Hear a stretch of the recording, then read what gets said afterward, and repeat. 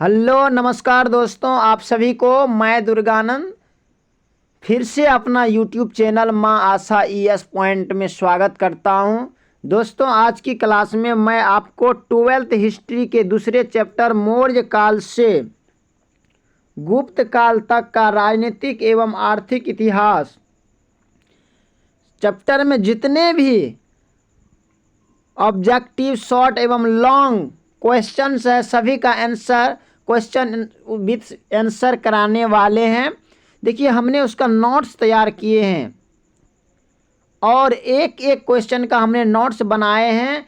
आप इसको ध्यान से पढ़ेंगे तो एक भी, चाहे शॉर्ट हो, ऑब्जेक्टिव या लॉन्ग, कोई भी क्वेश्चन नहीं छूटेगा, इसलिए आप इसको ध्यान से पढ़ेंगे।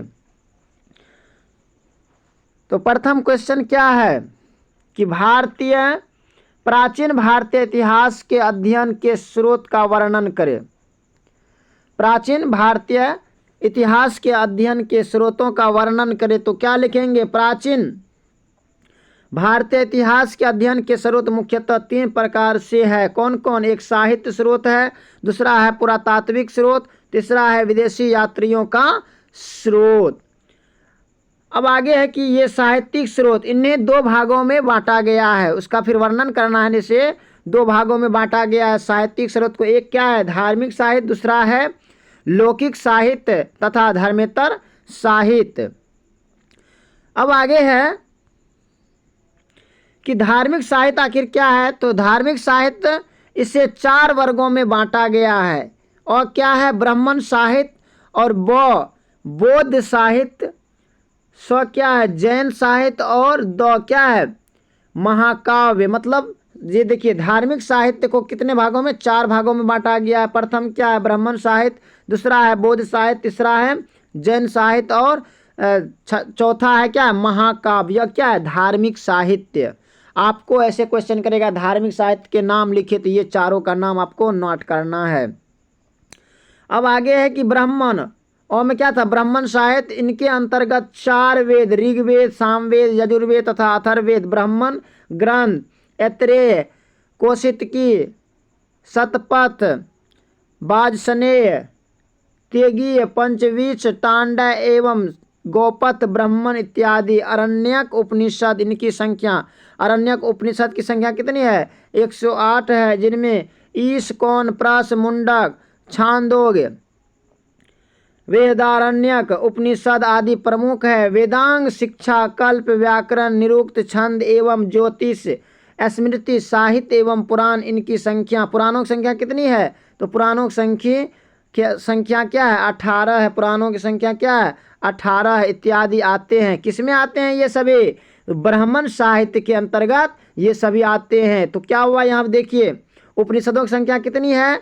तो 108 आपको याद रखना है। और उसके बाद वेदों की संख्या कितनी? पुराण की संख्या कितनी है? 18। इसको आपको ध्यान में रखना है।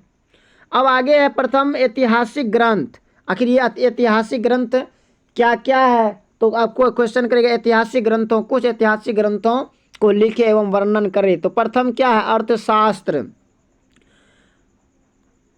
तो अर्थशास्त्र किसने लिखा? कई बार क्वेश्चन पूछा गया है ना। ऐतिहासिक ग्रंथ में कौटिल्य, जिसको चाणक्य भी कहते हैं, तो क्या है? द्वारा रचित अर्थशास्त्र मौर्यकालीन राजनीतिक इतिहास जानकारी का सर्व महत्वपूर्ण स्रोत है। तो क्या अर्थशास्त्र से हमें क्या मिलता है? मौर्यकालीन राजनीतिक इतिहास की जानकारी हमें प्राप्त होता है। किससे? अर्थशास्त्र से। दूसरा पुस्तक क्या है? ग्रंथ राजतरंगिणी। राजतरंगिणी है दूसरा।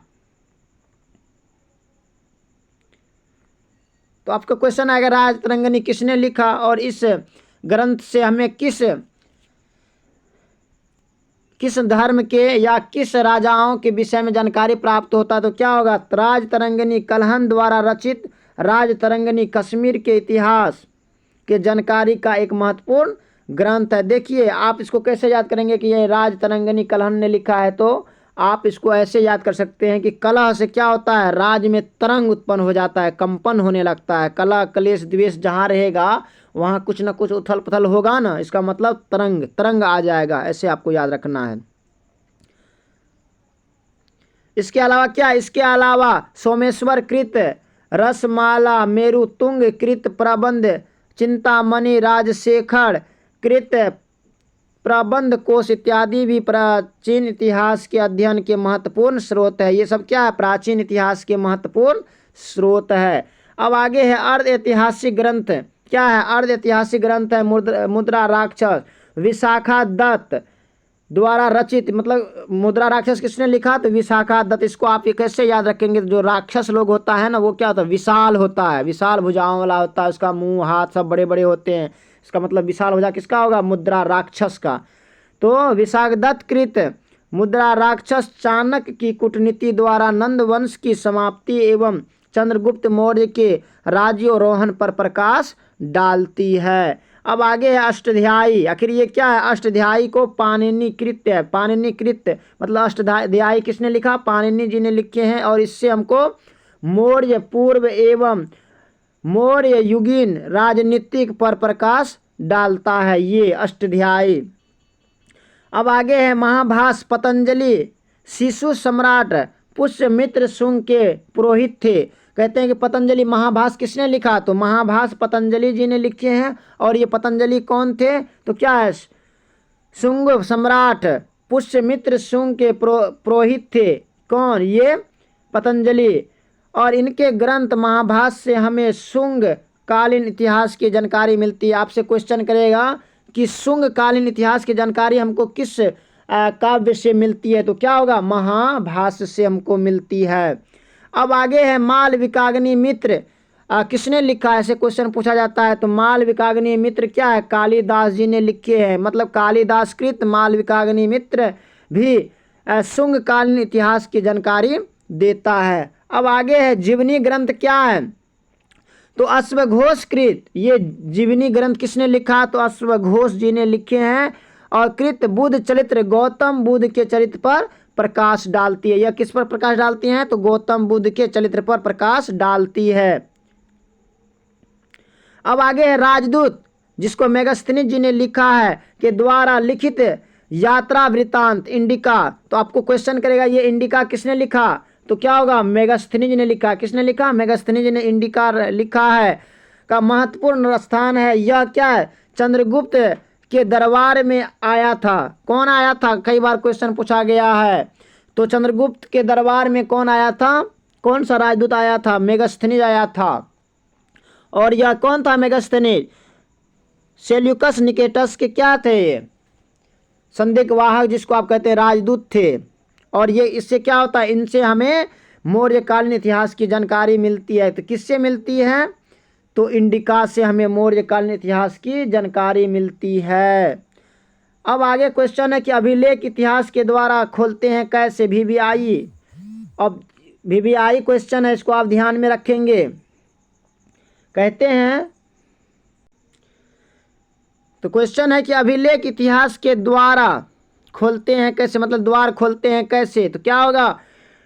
अशोक से पूर्व गौतम बुद्ध के मृत्यु के ठीक बाद 5वीं सदी ईस्वी पूर्व ब्राह्मणी लिपि में पिपरहवा स्वीप पर जिला सिद्धार्थनगर उत्तर प्रदेश से प्रथम बौद्ध अस्थि कलश अभिलेख मिला है। इस अभिलेख से अस्थियों की शक के ऊपर स्तूप बनाने की परंपरा का पता चलता है। मौर्य सम्राट अशोक का प्रथम शिलालेख सौराष्ट्र के जूनागढ़ जिले के गिरनार से मिला है। इसकी लिपि ब्राह्मी है। यह 272 से 32 ईस्वी पूर्व का है। इस अभिलेख की तृतीय पंक्ति में अशोक ने निर्देश दिया है कि जीव बलि के लिए नहीं मारा जाएगा। अशोक का 13वां शिलालेख शाहबाज गढ़ी से प्राप्त हुआ है। इसकी प्रथम पंक्ति में कलिंग विजय का उल्लेख है और 9वीं पंक्ति में अशोक के विदेशी राजाओं से संबंधित की जानकारी हमें मिली है। तो देखिए यहाँ पर क्या है, कितना ऑब्जेक्टिव पॉइंट इसमें छांट करके लिखा हुआ है। अगर आप इसको याद करते हैं तो अभिलेखों के विषय में आपको पूरी जानकारी मिलेगी। और यहाँ पे क्या है? ब्राह्मणी लिपि है ना। अशोक के पूर्व गौतम बुद्ध के मृत्यु के ठीक बाद 5वीं सदी में ब्राह्मणी लिपि में पिपरहवा स्तूप पर लिखा जिला सिद्धार्थनगर उत्तर प्रदेश से प्रथम बौद्ध अस्थि कलश अभिलेख मिला। आपको कहेगा कि प्रथम बोधस्थी कलश अभिलेख कहाँ मिला, तो क्या सिद्धार्थनगर उत्तर प्रदेश से मिला, सिद्धार्थनगर उत्तर प्रदेश से मिला। अब कहेगा कि मौर्य सम्राट अशोक का प्रथम शिलालेख कहाँ से मिला, तो क्या होगा सौराष्ट्र से मिला। कहाँ हुआ, सौराष्ट्र के जूनागढ़ जिले से मिला। अब आगे है कि अशोक के तीसरी पंक्ति में क्या 272 से 32 ईस्वी पूर्व है क्या, गिरनार से जो मिला था अशोक का जो ये अभिलेख, इसी में क्या दिया गया है कि जीव बलि के लिए नहीं मारा जाएगा। यहाँ पे लिखा हुआ है ना, जीव बलि के लिए नहीं मारा जाएगा। और अशोक का 13वां शिलालेख से क्या है हमें प्राप्त होता है, और अशोक का 13वां शिलालेख शाहबाज गढ़ी से प्राप्त होता है। कहाँ से प्राप्त होता है, शाहबाज गढ़ी से। अब आगे क्वेश्चन है कि बाणभट्ट कृत हर्ष चरित्र सम्राट हर्षवर्धन के जीवन पर प्रकाश डालती है। क्वेश्चन करेगा तो क्या बाणभट्ट का कृत क्या है, मतलब बाणभट्ट किसको लिखा है, तो हर्ष चरित्र को लिखा है, ध्यान रखिएगा। अब आगे है विल्हन कृत विक्रमादेव चरित्र कल्याणी के चालुक्य सम्राट विक्रमादित्य षष्ठ का विवरण प्रस्तुत करता है। कौन, विल्हन से। जननायक किसने लिखा है, तो जननायक पृथ्वीराज विजय एवं चंद्रदायी कृत पृथ्वीराज राजो चौहान सम्राट पृथ्वीराज चौहान तृतीय के जीवन एवं कृत्रिम पर प्रकाश डालते हैं। अब आगे था क्या पुरातात्विक स्रोत, आखिर ये पुरातात्विक स्रोत क्या है, तो आइए इसको समझते हैं। प्राचीन भारतीय इतिहास की जानकारी से प्रामाणिक एवं विश्वसनीय स्रोत पुरातात्विक स्रोत माने जाते हैं। इतिहास की सर्वश्रेष्ठ कसौटी परंपरा नहीं पुरातत्व है, क्या है। और राहुल सांस्कृतियायन ने उचित ही कहा है कि जिस ऐतिहासिक तत्व को पुरातत्व का समर्थन नहीं है इसकी नींव बालू पर है। आपसे ऐसे भी क्वेश्चन करेगा कि किसने कहा था कि जिस ऐतिहासिक तत्व को पुरातत्व का समर्थन नहीं है इसकी नींव बालू पर है, किसने कहा था, तो क्या होगा राहुल सांस्कृतियायन, ये होगा इसका आंसर।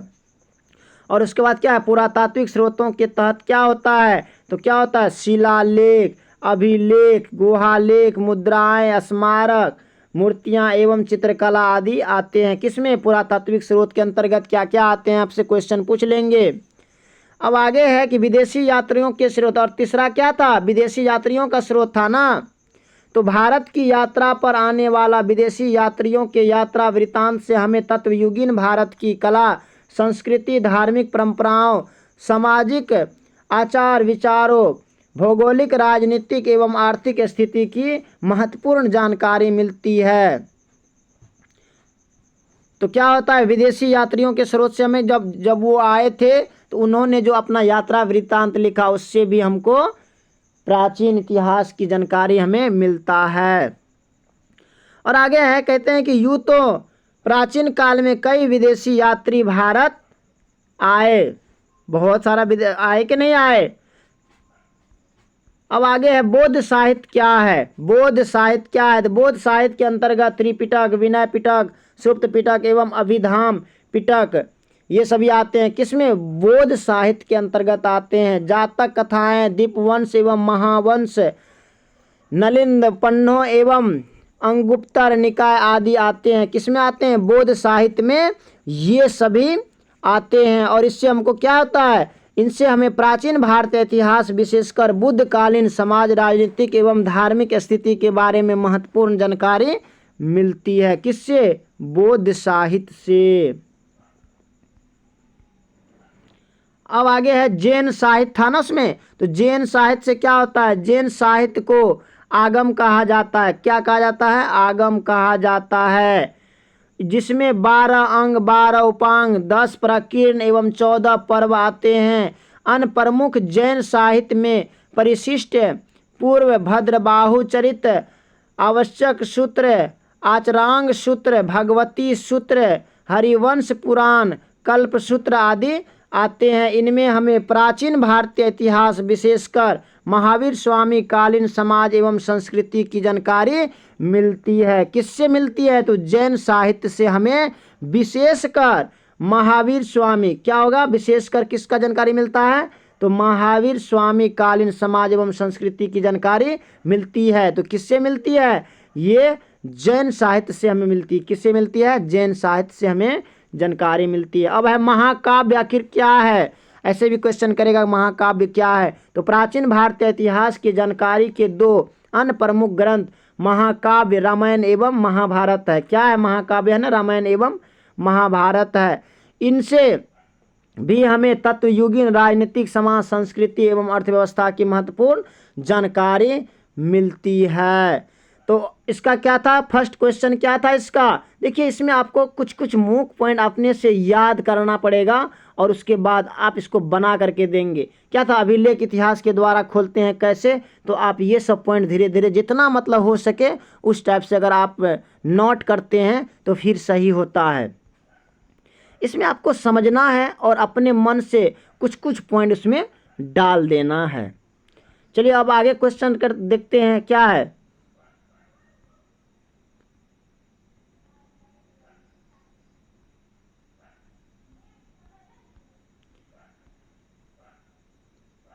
अभिलेख इतिहास के द्वार खोलते, अभी तो हमने बताए इन क्वेश्चनों को।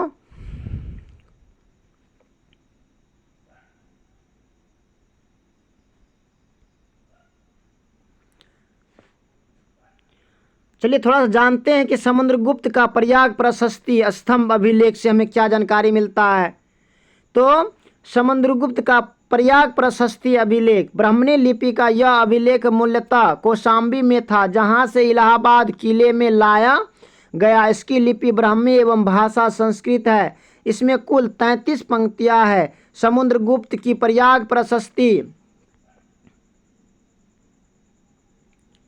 की 24वीं एवं 25वीं 26वीं पंक्ति के अंश इस प्रकार है कि समस्त पृथ्वी पर उसका कोई प्रतिद्वंदी नहीं था। अनेक राजकार्यों से भूषित एवं अनेक गुणों से संपन्न उसने अपने पैरों तले अनेक राजाओं की कृति को मिटा दिया। वह साधु भले की समृद्धि एवं असाधु के विनाश का कारण है। वे अज्ञेय हैं, उनके कोमल हृदय को भक्ति और विनय से ही वश में किया जा सकता है। वे करुणा, ये किसके विषय में कर रहे हैं? समुद्रगुप्त के विषय में। वे अनेक सहस्त्र गायों के दाता है। उनके मस्तिष्क की दीक्षा की दुखियां वीरहरणियों और पंडितों के उद्धार के लिए की गई है। वे मानवता के लिए दिव्यमान उदारता की प्रतिमूर्ति है। वे देवताओं के कुबेर, धनदेव, वरुण, इंद्र एवं यम मृत्यु के देवता के समान है। यह क्या था? प्रयाग प्रशस्ति में समुद्रगुप्त का जो दिया गया वचनों का उसका क्या है, उससे हमको जानकारी मिलता है। प्रयाग प्रशस्ति में किसका जानकारी मिलता है? समुद्रगुप्त के विषय में जानकारी मिलता है। आप इसको ध्यान में रखेंगे। अब आगे क्वेश्चन क्या? स्कंदगुप्त का जूनागढ़ अभिलेख में क्या है? तो स्कंदगुप्त यह 456 ईस्वी का है एवं गुजरात के जूनागढ़ में मिला है। इसमें स्कंदगुप्त द्वारा हुनों की पराजय एवं सुदर्शन झील के बांध के निर्माण की जानकारी हमें मिलती है। ये भी क्वेश्चन हो गया। अब आगे है कि धार्मिक दृष्टिकोण। अब आगे क्वेश्चन है कि अशोक के प्रमुख पत्नियों के नाम लिखिए। तो अशोक के प्रमुख पत्नियों का नाम इस प्रकार है। पहले क्या था? देवी था, रक्षिता थी, तीसरा क्या था? कौरवकी जिसको कहते थे। उसके बाद क्या है? अंशदिमित्रा एवं पद्मावती। ये क्या थे? अशोक के प्रमुख पत्नियों का नाम था। अब आगे क्या है? अशोक के प्रमुख अभिलेखों के नाम लिखे एवं वर्णन करे। तो अशोक के प्रमुख अभिलेखों के नाम लिखे एवं वर्णन करे। तो 5 नंबर का क्वेश्चन इस टाइप से पूछा जाएगा। तो अशोक के प्रमुख अभिलेखों को 3 वर्गों में बांटा गया। प्रथम है शिलालेख। प्रथम क्या है? शिलालेख है। दूसरा है स्तंभ लेख। तीसरा है गुहा लेख। तो शिलालेख किसे कहते हैं या क्या है? तो आइए जानते हैं। ये कुल 14 शिलालेख है। कितने शिलालेख है, 14 शिलालेख है जो भारत के विभिन्न स्थानों से मिली है। इसमें क्रमानुसार निम्न जानकारी मिलती है। प्रथम अभिलेख में जीवों की बलि निषिद्ध की है। दूसरा में है विदेशी राज्यों से संबंध की जानकारी, धम्म प्रचार। चौथा है धम्म के उपदेश, धर्म महामात्र के कार्य। छठा है राज के प्रति कर्तव्य। ये सभी जो है ना किससे, शिलालेख से हमें प्राप्त होता है। अब दूसरा है स्तंभ लेख। क्या है, स्तंभ लेख। अब स्तंभ लेख इसकी संख्या कितनी है, तो 6 है। स्तंभ लेख की संख्या कितनी है, तो स्तंभ लेख की संख्या 6 है। अब आगे था क्या, गुहा लेख, इसकी संख्या कितनी है, तो गुहा लेख की संख्या 3 है। ये सब पॉइंट इसमें नोट कर देंगे। अब आगे क्वेश्चन है, किस अभिलेख में अशोक का नाम मिला है, किस अभिलेख से अशोक का नाम मिलता है, तो क्या होगा, मास्की जो कर्नाटक के हैं, गुर्जरा जो दतिया मध्य प्रदेश के, नेतुर तथा उडे गोलम जिसको बेल्लारी कर्नाटक से प्राप्त लघु शिलालेख में अशोक का नाम मिलता है। VVI को सब्जेक्टिव क्वेश्चन। अब आप हमें बताएंगे कि अशोक के अभिलेखों के क्या महत्व है, अशोक के अभिलेखों के क्या महत्व है। अब आगे क्वेश्चन है कि मौर्य प्रशासन का वर्णन करें। किसका, मौर्य प्रशासन का वर्णन करें। तो मौर्य प्रशासन का वर्णन निम्नलिखित है, ऐसे लिखेंगे। तो इसे 4 वर्गों में बांटा गया है। प्रथम क्या है, केंद्रीय शासन। दूसरा है प्रांतीय शासन। तीसरा है नगर शासन और चौथा है ग्राम शासन। और इसके विषय में मुख्य पॉइंट आपको, जैसे केंद्रीय शासक के विषय में इस टाइप से आपको लिख देना है। जैसे केंद्रीय शासक राजा, तो राजा क्या क्या करता है, राजा सत्ता का केंद्र था, वह निरंकुश नहीं था, उस पर मंत्री परिषद का अंकुश या चाणक्य के राज के 7 अंग राजा, अमत्य, दुर्ग, कोष, सेना और मित्र बनाए हैं। ये क्या है, केंद्रीय शासक के बारे में बताए हैं। उसके बाद क्या है, मंत्री परिषद, जैसे अभी मंत्री लोग होते हैं ना, तो उसी टाइप से पहले भी मंत्री हुआ करते होंगे कि नहीं। तो मंत्री परिषद, इसमें 12 से 20 तक मंत्री होते थे। प्रत्येक मंत्री को 1200 पन वार्षिक वेतन मिलता था। और उसके बाद क्या था, अमात्य, जानते हैं, अमात्य मंडल, तीर्थ। केंद्रीय शासन सुविधा की दृष्टि से कई भागों में विभक्त था जिन्हें तीर्थ कहा जाता था। प्रत्येक तीर्थ विभाग का अध्यक्ष महामात्र, जिसको अमात्य कहलाता था।